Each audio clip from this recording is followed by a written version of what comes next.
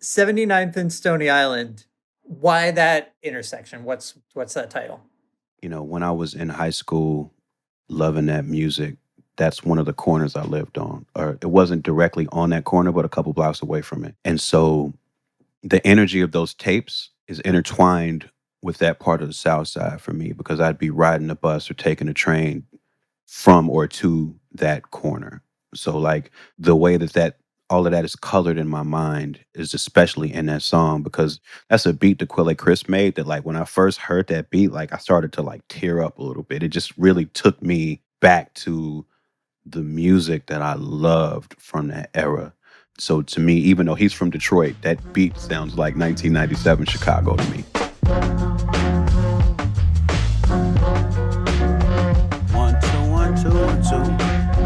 Yeah, yeah, yeah. Oh shit, one time. Okay. Go again. Here we go. Fuck. Okay, oh yeah. I think the quick turns ruin us.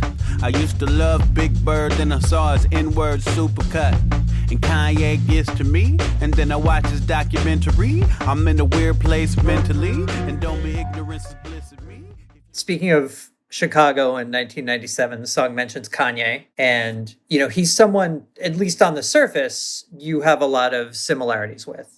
You're around the same age. I think he's maybe 4 years older. Both rappers, both grew up in Chicago, both now live in California, both divorced dads. Like, how do you think about Kanye, especially now in this kind of like weird heel turn? Like, do you have more sympathy for him because of these similarities? I mean, I feel like I have a deep understanding of where he comes from. Did you know him at all?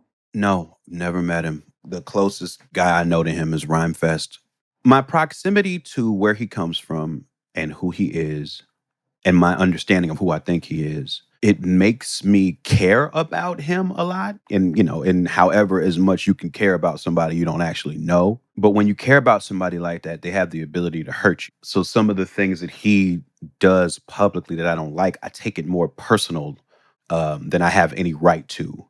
Because at the end of the day, there's this care that comes from like a person who was very inspiring to me in a lot of ways. Like in the same way that in the beginning of my career, Common, especially when he was known as Common Sense, was very inspiring to me. Like he grew up a couple blocks away from 79th and Stony. So his come up, his music, which I still love to this day, and the fact that you could watch him. Oh gosh, now he's being embraced by De La Soul and Soul Aquarians and Dilla, and like it's just the kind of thing that inspires somebody from there to keep going and keep pushing and trying to do it. And Kanye was much the same way. But, I got a lot out of watching that documentary on Netflix. I got a lot out of that. A lot more care, a lot more insight into where things might have taken turns for him, and a lot of questions. Honestly, a lot of questions about what's happened and what's gonna happen and where things are going. And I don't like pray for people or anything like that, but he is somebody that I care about and would love it if they found balance and peace. One other thing about that song that struck me is you have this idea of like, I'm navigating this world in 2021, 2022, but I have all my experiences. I have all my rules I learned as a kid. I have all my like attitudes, maybe some of which are now outdated. And it got me thinking about even some of the music that you loved, I loved, we listened to as teenagers. Now, some of the stuff that people used to say in it is for good reason, not very common anymore. 100%. How do you negotiate that as a writer? And has there ever been a time when you had a collaborator kind of land on a different side of that than you were comfortable with? Absolutely. I have established that I'm unafraid to edit. If somebody puts a verse on something of mine and I don't like something they say, I'll flip it backwards if I need to. Because at the end of the day, respect to all people's creative, but I have to be able to stand on whatever I put out there. If there's a certain line I have around slurs and stuff that I just don't want that stuff to be on any of my projects. When you go back and listen, to a lot of the music you love. You know, there's a lot of stuff that I can't necessarily abide by, and it's kind of case by case basis. Because sometimes I won't even remember that certain stuff is said in a song unless I'm like playing it around somebody else. I'm like, oh, Right. Like I wouldn't even. I forgot that was Black Star said there. what? Like, yeah. Yeah, you know what I'm saying? It can get kind of hairy.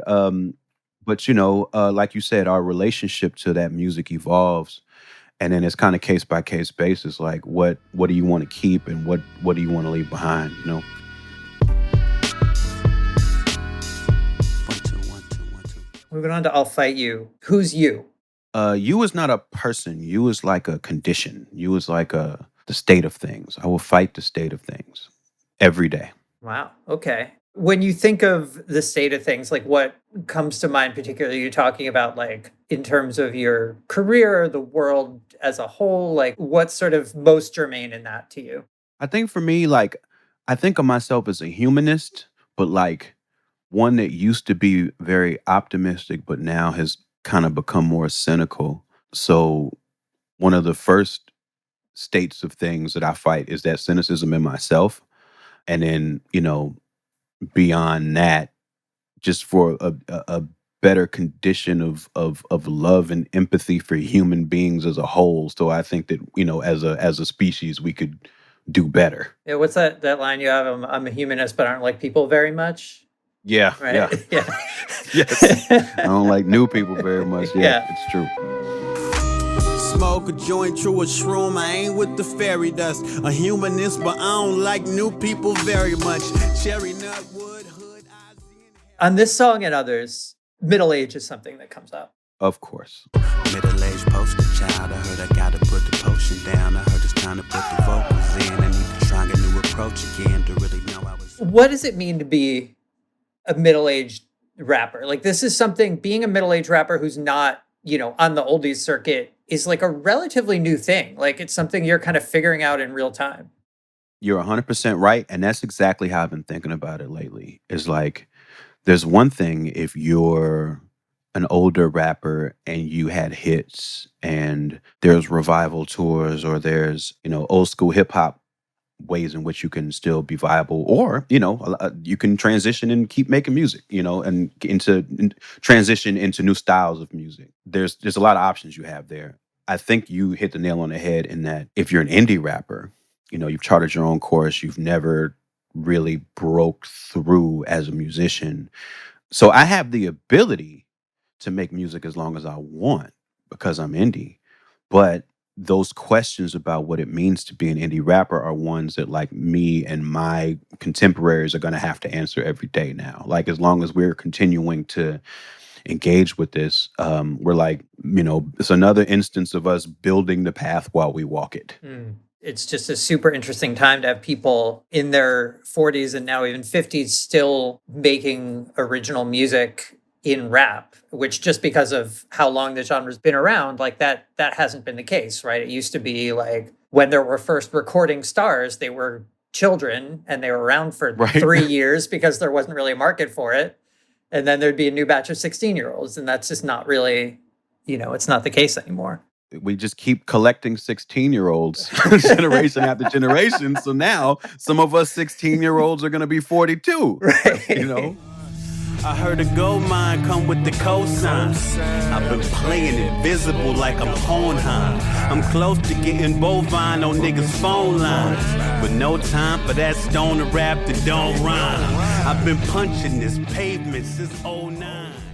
So, Circuit City, I wanted to get into that musically for a second because it's the most kind of like rock sounding beat on the record to me. And I was curious about your approach to rapping over sort of more traditional rock drums as opposed to, going back to the breakbeat sort of style.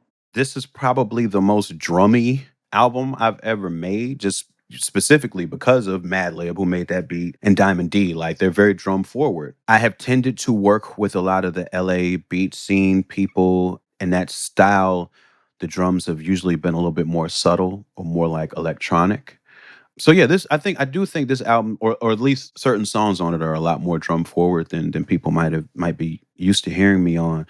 I don't think about that a lot. Like, I can tell if I like the drums and the beat pretty quickly because I'm a little bit of a snob. Sure. But I guess when I'm writing, I'm not really paying attention to that. Gotcha. One thing that jumped out at me in this song was your use of the word civilian. My thesis is you use it the way I used to use it when I was gigging a lot, which is meaning non-musician. Is that how you meant it? Yeah, I think so. That part of that verse, I ended up changing it a lot Why? because I was trying to say a thing and then I would hear it back and I was like, I don't know if I'm saying that right. There's a real honest thing about wanting to be more popular, I guess. And there's also a thing I'm saying in there about like art rap being this weird blanket term and but I think I ended up taking that whole part out and like I ended up having a lot of back and forth in myself about how directly I needed to say some things in that verse. So I think, when I get to a word like civilian, I'm like, how many ways did I mean that? Is there something fundamental about being a musician or being an artist that people who are not in that world just can't understand? Like I know when I used that word, it was jokingly, but not really jokingly. We've talked about narratives a couple times this conversation and when you're in it you can kind of see how the way most of the machinery around the music business works is like creating and serving narratives. And I feel like civilians are on the receiving end of that. And a lot of times being compelled by it, maybe in ways they know, maybe in ways they don't know. But that's the whole thing of it is like, I am behind the curtain, and I'm not even deeply behind the curtain, but I'm definitely behind the curtain. And there are certain things that you want people to know, or I want people to know, because I just genuinely want people to not be tricked. But yeah, I do think that term is helpful, like civilian, and it's I don't think it's an insult in any way, but there's a different reality when you're behind the curtain. Yeah. Next on the record is I retired, then I changed my mind. The title itself, is that literal? Oh yeah, well. The literal thing is the first line of the song, in that I've been thinking about retiring. I guess I didn't actually retire, but I did think about it long enough to write that entire song. Yeah, thinking about stuff. 1, 2. These are my latest thoughts. Yeah. I've been thinking about retiring. Looking back, I sure could've used a good rivalry. I hated some folks, but I kept it too catchable. I had a couple ops, but they was all supernatural. Speaking of pulling back the curtain and revealing things to civilians, right? This is that sort of on steroids. You talk about your own career regrets, mistiming, stuff that you thought would be bigger than it was, things like that. Were there any worries about putting the song out with all that kind of talk? No. No. Like honestly, like that this sort of thing, like, okay, so anime trauma divorce put a lot of my internal struggles very upfront. This is the way I would prefer to do that. Is to like take this internal conversation I've had that has all this vulnerable stuff in it, but to just fucking literally rhyme my way through it. That's most interesting to me. I debuted age 30, did everything good, but a year too early. And never going wide is a side effect. Even with the New York Times and the tiny desk, I tried skipping to the 3, 4, 5 new Negroes. Almost died at the pilot test, and I tripped. I took up my headroom, saw a billboard of myself from my bedroom, right above the chicken joint. Gladwell would have bet that this was the tipping point. I mean, the song mentions the TV show and, how you thought it'd be this huge, you call it the tipping point, how you thought it would be the Malcolm Gladwell moment of your career. He would have thought, right? Yeah. He would have thought that would be the tipping point. Why wasn't it, looking back? I think we were working under a couple of flawed conditions, like from the jump, that we just weren't properly aware of or didn't take seriously. I think the title of our show was a bigger issue than we ever would have imagined. And we saw that unfold a bunch of different ways, but stuck with it and probably shouldn't have, that title. Were there people blurring out letters, like starring out letters in it and stuff? No, it was never that. But there was always a measure of discomfort. And we always thought that discomfort was going to be from white people. But what we encountered very frequently and weren't prepared for was that discomfort from Black people. Like Black people who didn't know me and Baron Vaughn and who we are and what our values were. They saw that title connected to Comedy Central and were like instantly like, no, we don't want that. That sounds like it's going backwards. That sounds like that's not progress. And to be honest, we saw that both outside and inside of Viacom. We were getting that sort of pushback. I think that was one of the things that kind of doomed us from the start. And then there was this whole thing where we had to, no matter what our title would have been, we had to be on Friday nights late just because of the way that where the budget for doing our show came from out of their line items. All of those things were from the stand-up shows. And as a company mandate, all their stand-up shows were on Friday night. And they weren't willing to, or even able to put us anywhere else, but just based on how their budgets worked. And I think, that kind of messed us up too. I don't think that there was a world where, given that at the time there wasn't a Paramount Plus or a streaming app where they were putting stuff, our audience wasn't at home on Friday at 10 o'clock at night to watch our show. I want to jump ahead for Doom. So this one's for Doom, 1, 2. Shit, 1, 2. Check it, 1, 2. Police albums when I'm freestyle styling, cause my eyes start to get wide, then it's 3 Mile Island, yeah. I drank my Ovaltine and redeemed my decoder ring. Got 2 songs with you, but only spoke to a go-between. Was still proud as fuck to reach ground zero, cause who the fuck ever gets to rock with their heroes, yeah. 2 things about it. The first is like there are moments on it where you're not just talking about Doom, but you're using some of his writerly tics. True. That's true. What is it like to write like someone else? With Doom in particular, that is an urge that I have to fight often. I was wondering if that was the case, if you'd sort of done it so much in your early days that you sort of had to turn it off. Well, I would say, because Doom's style changed a lot from, when I first heard him in 97 to Born Like This, and then, even like, Phantoms, the song I'm on with him, the Czarface stuff, like his writing changed a lot. And I can say that confidently because I studied his writing a lot. I paid a lot of close attention to it. And so being that his approaches were so familiar to me, and I'm always so interested in him because he's my favorite rapper, there was always these opportunities that I had to try to do something exactly like he would do it. And I'd always tell myself not to do that. So actually this came very easily in that sense, was that I finally got to take the reins off and completely ape his style as much as I wanted to. So it's been coming up on 2 years as we're speaking since Doom passed. How are you grappling with the fact that he's not here anymore? It's still in some ways stunning. I feel like the real interesting thing that I'm noting is how his legend is growing still. Like, I have a son who's about to be 14, and all of his classmates listen to Doom. Like, Doom means something to them. And that's just endlessly fascinating to me, because I think about, again, first hearing him in 97 and not knowing who he was, but being instantly like, I need this. What is this? And from that point forward, from 1997 to the rest of my life, all MF Doom has ever done is get more popular. And it's not through making a whole bunch of decisions that you think would lead to that. Right. Right. It's literally just like him deciding who MF Doom was as a character, committing to it, making shit, and just being. His legend just continues to grow. There's something very powerful in that to me.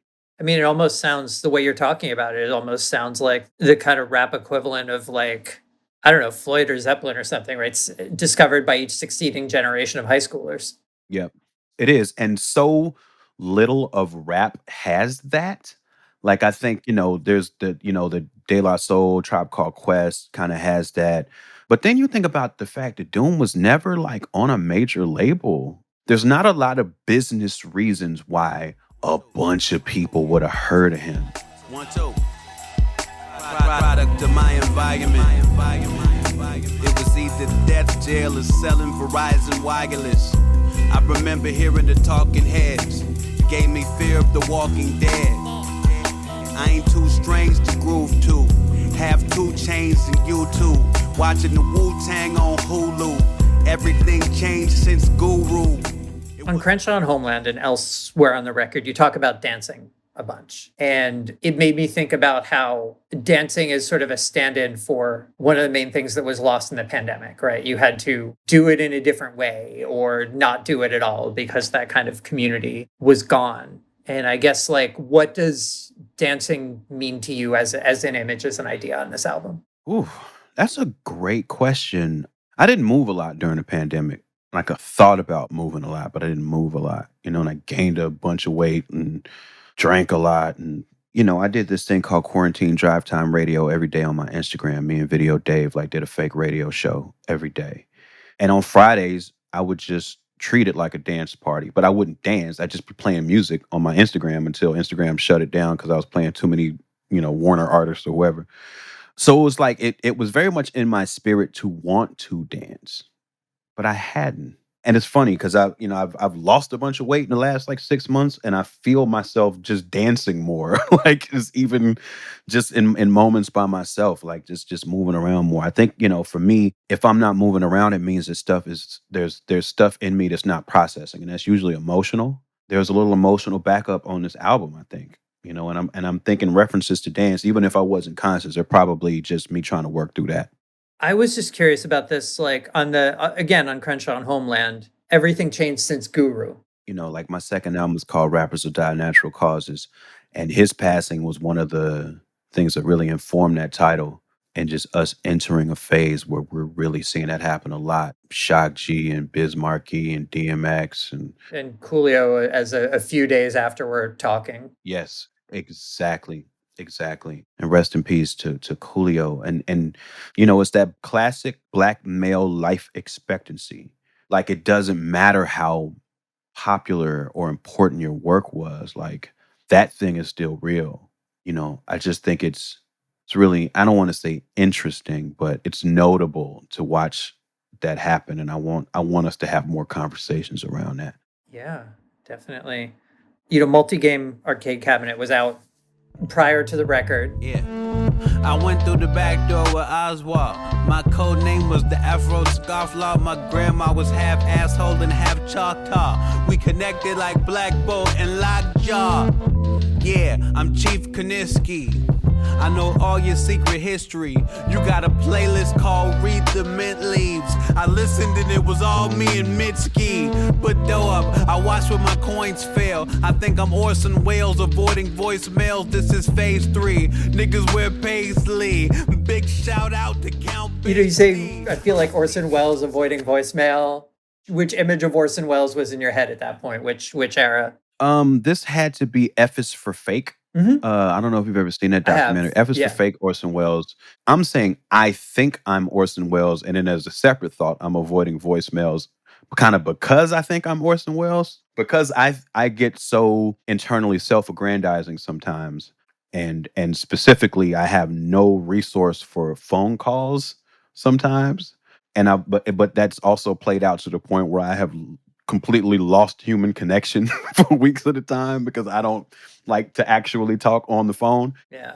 How do you maintain enough self-consciousness and enough sense of like what you look like to the world to avoid your own equivalent of the frozen peas moment? I mean, I guess that's one of the good things about me not being rich is that like I can't really play myself too hard, Like, I can't really. Like, I have to stay a little bit grounded because, I am working class, Yeah. I wanted to jump to peak lockdown raps. I'm playing hooky from the clever kid school. I always been chillin', but never been cool. My walls, I choose whatever gets through. Do this, you should probably face facts. If you can't dance good, then you probably can't rap. When that rap came down, everybody came back. Hang back. You talked about dancing. You talked about your life during the pandemic a little bit. This was the first album that was written and conceived in this new COVID world. I guess I just kind of wanted your thoughts about that on creating an album in this insane new era. Yeah, it was hard. I realized through that how much of my writing is informed by me going outside and doing things and noticing things and having experiences, and how songs or ideas for songs or ideas for bars come from that. So, this is the actual first song that I wrote for the album. I might have wrote that song slightly before Anime Trauma and Divorce came out. And it was, literal. I'm staring at my walls, just watching the world through social media, going crazy a little bit, and just putting it all on paper. It didn't happen. The year didn't happen. Everybody, yeah, talking like the year didn't happen. I feel like I should hear it in the rapping, since we all had unkempt beards and weird interactions. The last dream, I took a Prilosec. I died a violent death trying to pilot a giant mech. Shit. What did you want to hear people rap about during the pandemic that you didn't get? You allude to this on the song. I wanted to hear people's experiences with the isolation. Like, I want to hear it. Like, I want to hear how people dealt with it, like, and it's all tied into, the natural American impulse is to just ignore shit and move on and keep working, which I think is a huge thing that leads to all sorts of mental health issues that go unaddressed. Is that we don't, our society doesn't encourage us to take a fucking moment and reflect on anything. Um, so I, just with how expressive rappers can be, I want to hear how people dealt with it. I want to hear about the experiences that people had when suddenly they couldn't leave their house, or people were dying, or, I just want that kind of vulnerability in the music. So Kites, as the title indicates, is an epistolary song, right? A song in the form of letters. What are some of your other favorite pieces of art that are in that form? I feel like I have read a couple of very powerful Kurt Vonnegut letters. He was a person who I feel most influenced by when it comes to this general love for human beings, but a general like disdain for the shit that human beings do, and how clearly he puts a lot of that. Like, I always aspire to be that direct, that empathetic, but also that challenging to people. One of the things that struck me about that song was there's in some ways the most direct statement of one of the themes in the album, of this like looking back to childhood, but you don't say it. Dave says it with that I'm stuck in 86 and 97. Umar be painting wars and just looking from different origins. Everything American is foreign. Everything embarrassing is boring. My grill is George Foreman. My head is less horseman. It's more Storm and Norman. I'm stuck in 86 and 97. I'm trying to see a failure as a lesson. I'm trying to see the morning as a blessing. I guess get to that. Why is one of the themes stated most directly not in your voice? Because I think that the exploration of our ties to that period, our fascination with that period, is, I think, it's a similar malady that affects me and Dave and Rift. And it's something we're always trying to like understand. We're always trying to understand why that time means so much to us and what worth it has now, what value it has now. Is it a mistake to be guided by those values? I said it earlier in the album on 79th and Stony. But used to pop like turbo and said but never To the world blow and then the world blue. I still got the same worldview, a brain full of old school rules and memories like flesh wounds. memories like flesh wounds. The cure isn't in the test tube. It's the sound of my son belly laughing in the next room. I never say God bless you. But you're right, Dave. I love how he put it. I like it. It's like, that's perfect. That's perfect. Yeah, it's funny. You have a bunch of old sitcom references sort of snuck in here, right? As nods to that era. The Silver Spoon stuck out in particular, and that you mentioned Alfonso specifically. I didn't think that was an accident. And I hate that Drake has ruined the shag, because I had plans of doing that.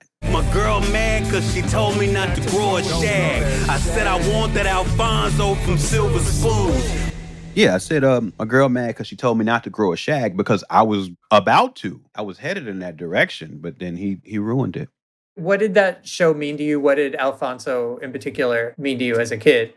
You know, I do remember him resonating with me on screen, but I think the premise of that show and just this kid who had it all, just to watch that happen, I think was just really something for me.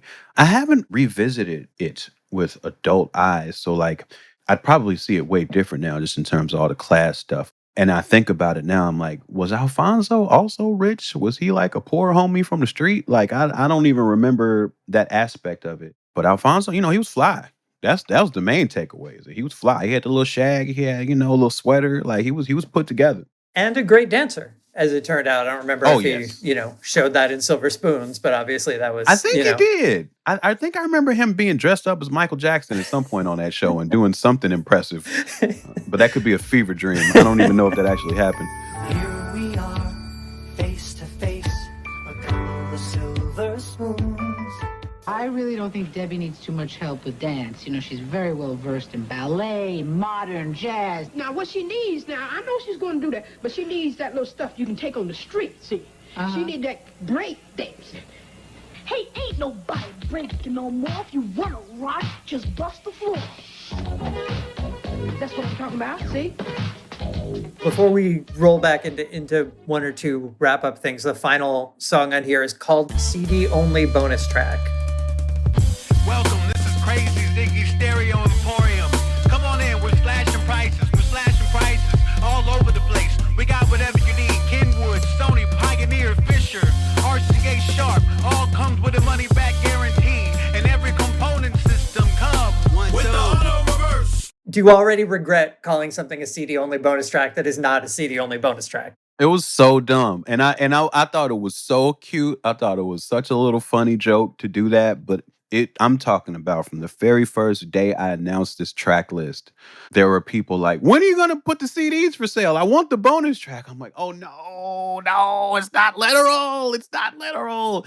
I thought we were so far removed from CDs as a main, listening medium that people would obviously know that that was a joke.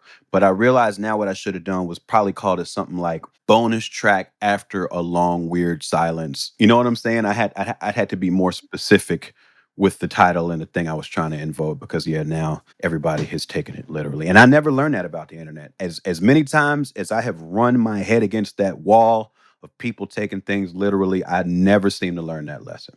So tell me about that. Like, what are some of your favorite examples of that kind of like fun, goofy song after 23 minutes of silence on the CD?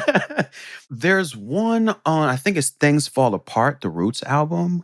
They have this dope song after a silence. There's just this crazy percussion, and it's like, I ain't thoughts just going for it. Check it out, I got two of my people in Japan. Whether you're rocking Cartier, your pair Cardan, I'm barging it like excuse. I beg your pardon, the crush, carbon copy MCs with clone jargon. Move the crowd and leave the microphone sparking. Leave you caught inside the lines of my page beneath the margin. Now we can mudsling to cease the foul talking. That's one I always think of because I think that's one of the ones where like the last song plays and then the timer on the CD starts to go like backwards for a while or some shit. Like, I never understood how any of that worked. It was always so odd to me. And I remember on my second album, again, Rappers Are Dying Natural Causes, I put that out through a label called Hellfire Club. And No Can Do, well, he's All City Jimmy now, but No Can Do was, it was his labels. He was like uploading all the files. And we were trying to figure out, because there's a bonus track on that album. Religious experience, shall we? Say amen. There's no rules left, this is no more. You can eat a hamburger with a soup spoon. We can choose roads, we can run a red and make fun of the dead. It's never too soon, it's never too loud. And we were trying to figure out like how to do it. Do we just put it there and not title it? But things are digital now, so you can't really like not title something. Like it has to be there as a track. And what he did was he like put like 10 minutes of silence in front of the song on the track. And people got so mad because you can't like skip to it. You know what I'm saying? Like, it was so funny. Yeah, but see, that's what we get. We're trying to invoke these old technologies and we're only confusing people. On that song, use this phrase stress filming. I think I know what it means, but I'm curious as to what you meant when you said it. I just think that there's some things to be said about how we're filming each other with phones, how we're all filming ourselves with phones. And I read this somewhere that after 9/11, there was this huge uptick in sales of disposable cameras. All of a sudden, as a society, everybody was like, I need to document everything. Like everything could change tomorrow. And I remember, I bought a bunch of disposable cameras around that time, was taking pictures and stuff. I didn't realize that was part of something happening culturally, but that made so much sense to me. And I feel like a pandemic is going to have untold psychological fallout to it. And I think part of it might be how we're engaging with screens. Behind all smoke is the road raising the debt ceiling. The whole nation is stress filming. That old face is a death feeling. I'm daydreaming of the golden ages. I'm day drinking out in Copenhagen, making a living out of broken language. In my sort of end of college, immediate post-college years, I was living in Boston and got to know Eugene Merman at the very beginning of his comedy career. God, I love him so much. I don't know him personally. This one time I did stop him in the street though and tell him that I liked him, but I don't know if he believed me. Nice. I just remember him very early on opening up for rock bands and, what that did for his career, his stagecraft, and also the difficulties of it. And I wanted to ask you what your sort of flipped version of that was like, being a musician playing for comedy audiences and what you learned from it. I did a keynote speech at a music conference in Canada a few days ago. And this was one of the things that I was talking about. Me having performed in front of a lot of comedy audiences really has been one of the things that propelled my career forward. And I had to seek that out. The first time I did, it was at the Upright Citizens Brigade here in LA. They have a show called Ass Cat. Usually people from the audience tell stories and they have like world-class improvisers that start doing sketches like right then on the spot based on what people said in their stories. And sometimes they have musicians do it. So I asked them to let me do it. So I was performing my songs for this audience at UCB. And the way that they were like listening and laughing when I said something funny and responding when I said something interesting, like it's a revelation for me as a writer because I put so much time and thought into these words that I had kind of like, just from my experiences in front of like hardcore rap audiences, I kind of took it for granted that nobody was really listening. People were there feeling the beats. If you had flourishes of things, people would react. But a lot of times it's a room full of other rappers and the energy is not really dialed in and trying to listen. So, it was a revelation. It was like, oh, I need to keep doing this. And so I hatched a bunch of schemes to get in front of more comedy audiences and let more people who had variety shows know that my music worked well in those environments. The hard part is this, because just 2 days ago, I did a festival here in Southern California, a very hardcore rap festival.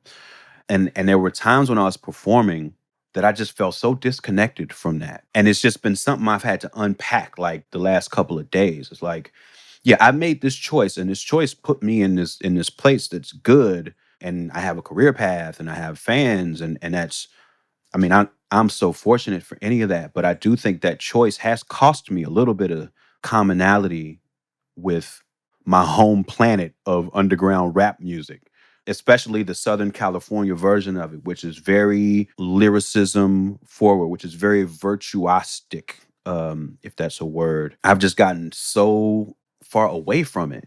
And it's just kind of it results in a thing now where I just feel like I'm floating between worlds. Well, that actually makes me think of something else I wanted to ask you, which is, as artist, label owner, podcast network, you have to think about your audience a lot. Who is Mike Eagle's audience and who does Mike Eagle want his audience to be? I have no idea who my audience is. The reason I don't know who it is because it could literally be anybody. I do shows, I have a Patreon, I have a Discord, and there's all sorts of different kind of people from different walks of life that have found their way to me because I've done a bunch of different type of things that there's just been many possible ways somebody could have been exposed to me. I have not found any central definition for it. They all seem to be really kind.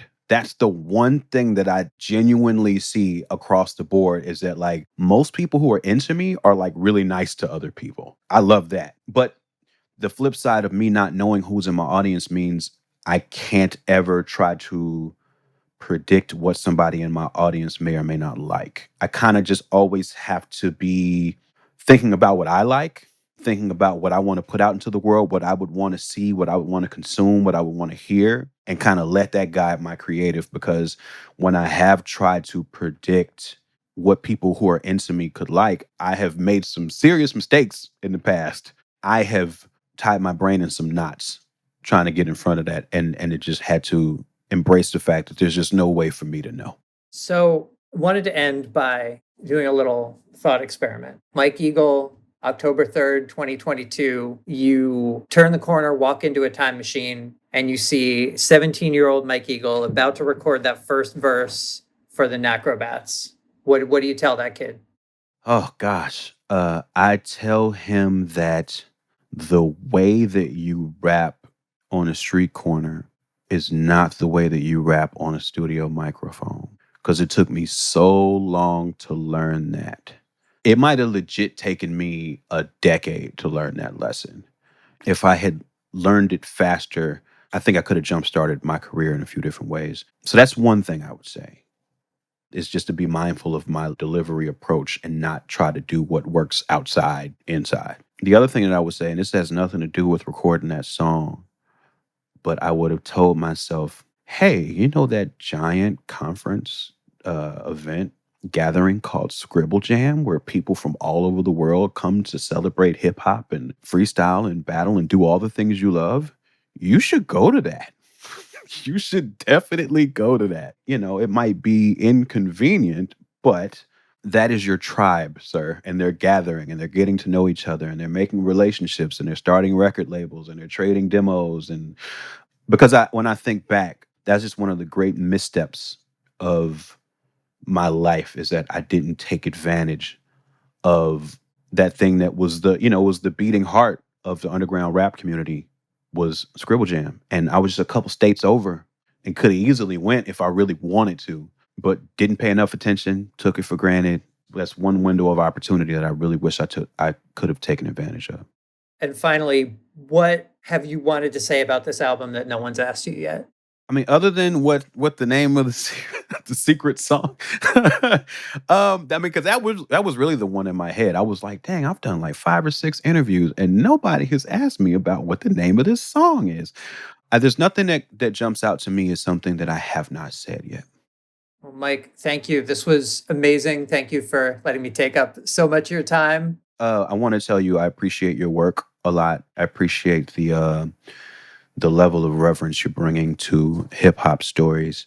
And so I appreciate you putting ears on this album and bringing such fantastic and thoughtful questions into this interview. Thank you very much for that. Thank you. I appreciate it. Thanks for watching that, and if you dug that, leave a thumbs up and say what up in the comments, and make sure to subscribe to Stony Island Audio for more.